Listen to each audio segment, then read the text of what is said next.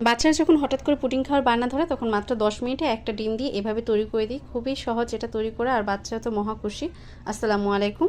আশা করছি আমার আজকের রেসিপিটা আপনাদের ভালো লাগবে। যদি ভালো লাগে অবশ্যই একটা লাইক দিবেন, আর আমাকে সাপোর্ট করার জন্য আমার ভিডিওটা বেশি বেশি শেয়ার করবেন। পুডিং তৈরি করে নেওয়ার জন্য আমি এখানে একটা ডিম নিয়ে নিয়েছি, আর দিয়ে দিচ্ছি 2 টেবিল চামচ পরিমাণ চিনি, তবে মিষ্টিটা আপনাদের পছন্দ অনুযায়ী দিয়ে নেবেন। এরপর দিয়ে দিচ্ছি ভ্যানিলা এসেন্স।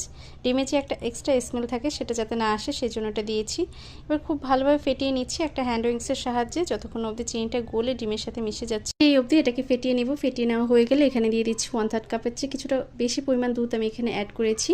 এবার একটা হ্যান্ড উইক্সের সাহায্যে খুব ভালোভাবে মিশিয়ে নিচ্ছি। মিশিয়ে নেওয়া হয়ে গেলে এটাকে একটা সাইডে রেখে আমি এর জন্য ক্যারামেলটা তৈরি করে নেব। তার জন্য নিয়েছি 2 টেবিল চামচ পরিমাণ চিনি, আর দিয়েছি 1 টেবিল চামচ পরিমাণ পানি।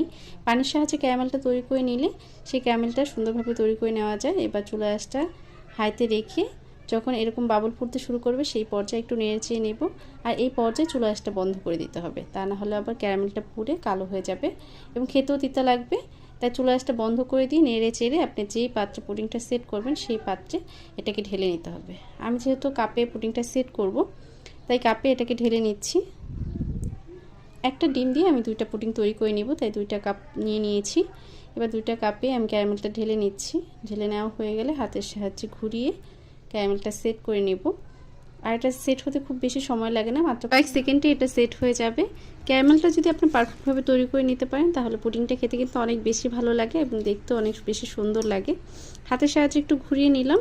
এবার এটাকে একটা সাইডে রেখে দিচ্ছি কয়েক সেকেন্ডের জন্য। আর আগে থেকে যেই দুধ ডিমের মিশ্রণটা রেডি করে রেখেছিলাম সেটা একটু মিশিয়ে নিচ্ছে, আর এই কাজটা আমাকে আমার লিটল হেল্পিং হ্যান্ড করে দিচ্ছে। সব কাজে তাকে একটু হাত দিতেই হবে, আমার গুছানো কাজগুলো সে একটু অগোছালো করবে।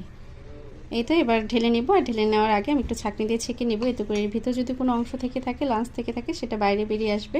পুডিং তৈরি করার ক্ষেত্রে অবশ্যই ছাঁকনি দিয়ে ছেঁকে নেবেন, এতে করে পুডিংটা ঠিকঠাকভাবে সেট হবে এবং পুডিংটা খেতে অনেক বেশি ভালো হবে। ছেঁকে নেওয়া হয়ে গেছে, এবার এটাকে সেট হতে দেব। এর জন্য চুলায় একটি ফ্রাই প্যান বসিয়ে নিয়েছি। এরপর এর উপরে একটা কাপড় দিয়ে তাতে আমি কাপটা বসিয়ে নিয়েছি।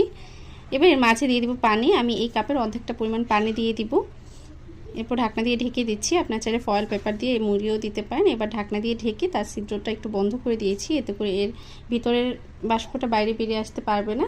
খুব তাড়াতাড়ি পুডিংটা সেট হয়ে যাবে। এবার 10 মিনিট অপেক্ষা করলে পুডিংটা পারফেক্টভাবে সেট হয়ে যাবে। 10 মিনিট পরে চুলা থেকে পুডিংটা নামিয়ে নিয়েছি, আর দেখে বুঝতে পারছেন এটা পারফেক্টভাবে সেট হয়ে গেছে। এবার এটাকে আমি কিছু সময়ের জন্য ফ্রিজে রেখে দিব, এতে করে পুডিংটা খেতে আরও বেশি ভালো লাগবে, কারণ এই গরমের দিনে পুডিং একটু ঠান্ডা ঠান্ডা খেতেই ভালো লাগে। ফ্রিজ থেকে বের করে এবার এটাকে মোল্ড আউট করে নেব। মোল্ড আউট করার জন্য একটা ছুরির সাহায্যে আমি চারপাশ থেকে একটু ছাড়িয়ে নিলাম। এরপর এটাকে একটা সার্ভিং প্লেটে সার্ভ করে নিয়েছি। আশা করছি আমার আজকের রেসিপিটি আপনাদের ভালো লেগেছে। যদি ভালো লাগে অবশ্যই